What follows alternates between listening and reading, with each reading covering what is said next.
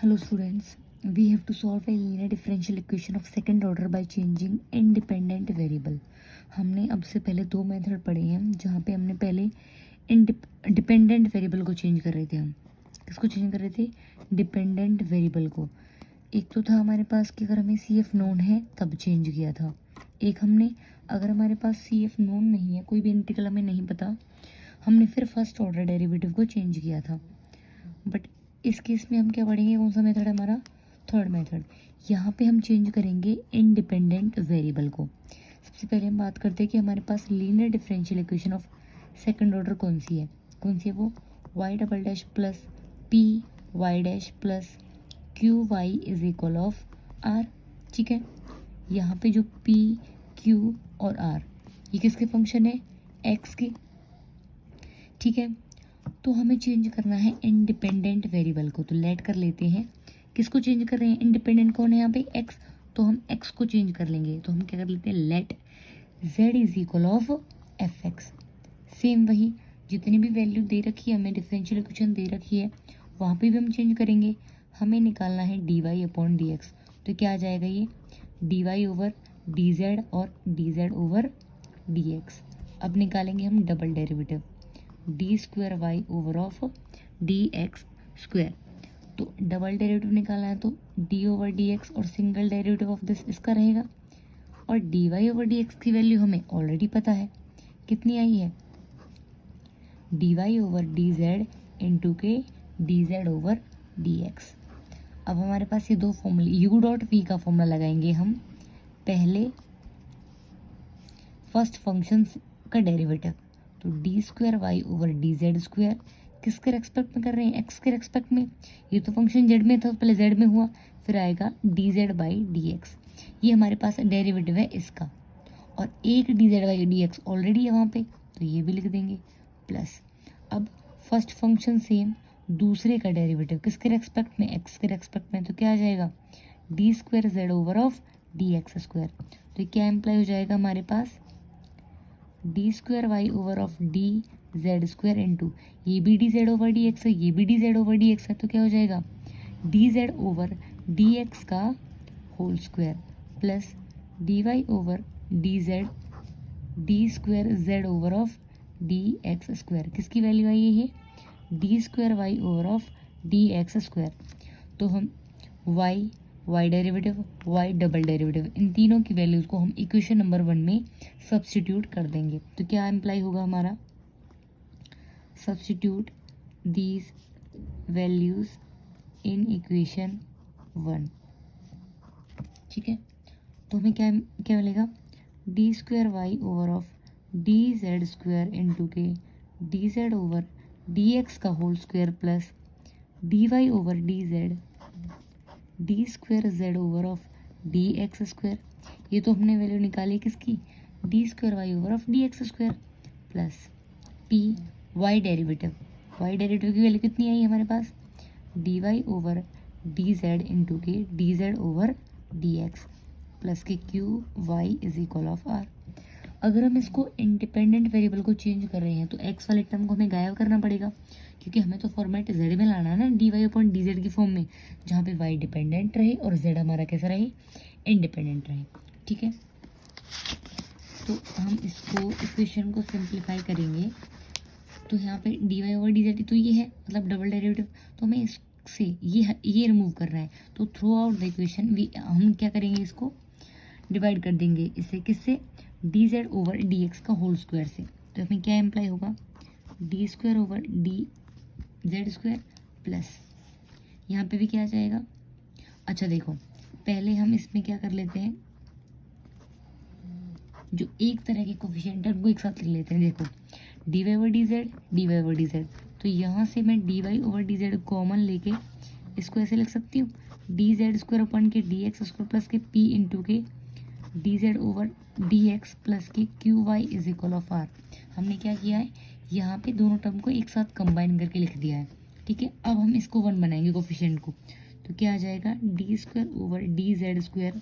जब इसको हम डिवाइड करेंगे थ्रू आउट दिस टर्म, तो ये हमें मिलेगा d square z over of d x square plus के पी इंटू के d Z over d x upon के d Z over d x का होल स्क्वायर, ठीक है, प्लस क्यू अपॉन के d Z over d x का whole square into के y is equal r upon D Z over d x का whole square, ठीक है।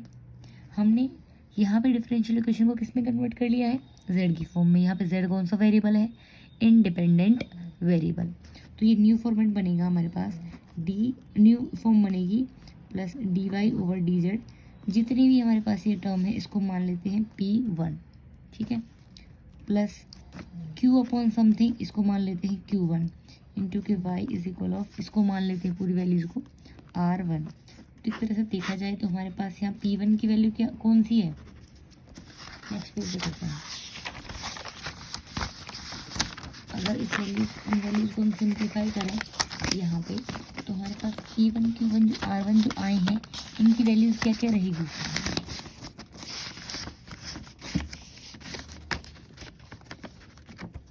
P1 is equal of Z का double derivative plus P Z का single derivative upon Z के derivative का square, Q1 की value Q upon Z derivative का square और R की वैल्यू R1 की value R upon Z derivative का स्क्वायर। यहाँ से हमने कंपेयर करने के बाद में जो P1 Q1 R1 है वो निकाल लिए, ठीक है। अब हमें Z तो कोई भी आर्बिट्रेरी है, अब हमें क्या निकालना है, हमें Z को भी एक्सप्रेस करना होगा X की फॉर्म में, क्योंकि हमने रिलेशन किस में निकाला है, Z में, ठीक है। तो यहाँ पे दो कंडीशंस आएंगे, मतलब दो तरीके से हम इस इक्वेशन की Z को चूज कर सकते हैं। पहली इक्वेशन, पहला टाइप कौन सा हमारा, choose Z is equal f x in such a way, किस तरह से कि जो हमारे कोफिशिएंट है किसका, फर्स्ट ऑर्डर डेरिवेटिव का, that means d Y over D z का, वो कैसा हो जाएगा 0 हो जाए। That means coefficient of D Y over D Z की वैल्यू कौन सी है, P1, कि हमारा P1 0 हो जाए। That means P1 is equal of 0, P1 की वैल्यू कितनी है हमारे पास, Z double derivative plus P Z derivative upon K Z derivative का square equal to 0, this implies Z double derivative plus P into Z derivative is equal of 0। भाई इसकी multiply करेंगे तो 0 ही हो जाएगा ये, ठीक है। तो अब हमें वैल्यू निकालनी है Z की, इसको लिख सकते हैं हम ऐसे D square over d x square is equal of minus P D Z over of d x, ठीक है। डी इसको बस हम इंटीग्रेट करके Z की वैल्यू निकालना चाह रहे हैं अपॉन के x is equal of minus P।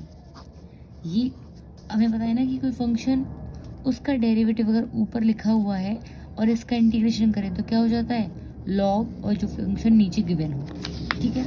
Integrate कर दो both side, integrating on both side we get, भाई d Z over d x है, इसका डेरिवेटिव ऊपर दे रखा है तो क्या हो जाएगा इसका integration, log of D Z over d x is equal of, integration करेंगे इसका क्या आएगा, integration of minus of p dot D x. Log को रिमूव करने के लिए एक्सपोनेंशियल लगाएंगे दोनों साइड, ई और log cancel out, this will implies d Z over d x is equal of minus of p dot D x, integration of e, ठीक है। हमारे पास यहाँ जेड आ गया, अगर हम डेरिवेटिव आया है z निकालना है तो इसको इंटीग्रेट कर दो, integration of e raise to the power p dot D x.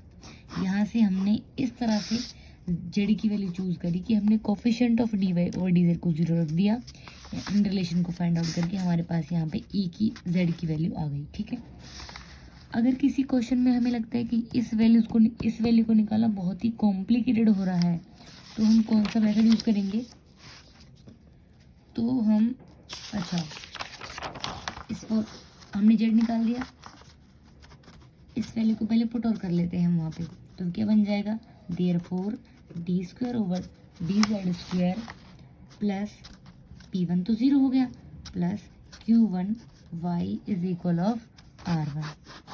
बशर्ते क्या शर्त होनी चाहिए हमारे पास, जो Q1 है या तो कांस्टेंट होना चाहिए या फिर मल्टीपल होना चाहिए किसका, constant multiple of 1/z square, ठीक है। फिर जो भी सॉल्यूशन आएगा हमारा किस में आएगा, z की टर्म में, उसको किस में कन्वर्ट कर लेंगे हम, एक्स में, क्योंकि एट द एंड हमारे पास जो फंक्शन है वो किस में गिवन है, वाई और एक्स में।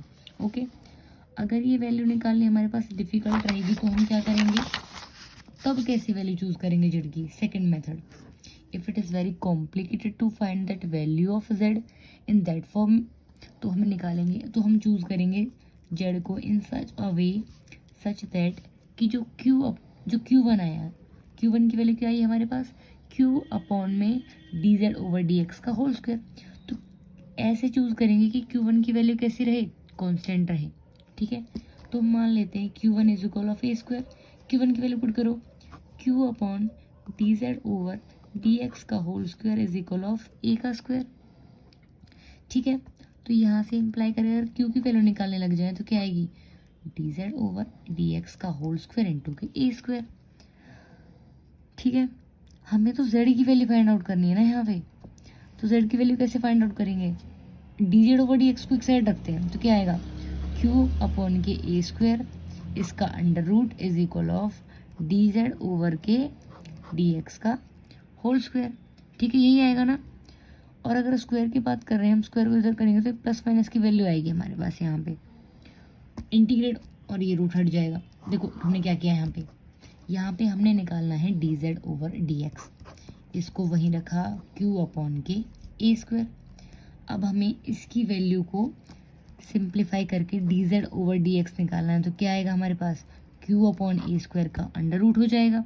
ठीक है, और इंटीग्रेट करके z निकालेंगे तो क्या हो जाएगा, integration of under root of Q by a square dot D x. तो हमारे पास इक्वेशन क्या बन जाएगी, वो d square y over of D z square plus P1 d Y over D z plus के ए square y is equal of R1। जब question करेंगे तो चीज़ें और क्लियर हो जाएंगी। हालांकि हमने क्या किया है, यहाँ पे फंक्शन था इंडिपेंडेंट वेरिएबल, इक्वेशन है, इंडिपेंडेंट वेरिएबल को चेंज किया, फॉर्म में कन्वर्ट किया। दो मेथड है चूज करने के लिए, एक तो इस तरह से कि coefficient of D Y by D Z 0 हो जाए तब जेड की वैल्यू निकाल दी है। एक तरीका है हमारे पास कि हम Q को कांस्टेंट मान लें और तब इक्वेशन निकालें। जो भी इक्वेशन आएगी उनको सॉल्व करेंगे, इंटीग्रेशन करेंगे, जेड की टर्म में सॉल्यूशन आएगा उसको वापस एक्स की फॉर्म में कन्वर्ट कर लेंगे। ठीक है, थैंक यू।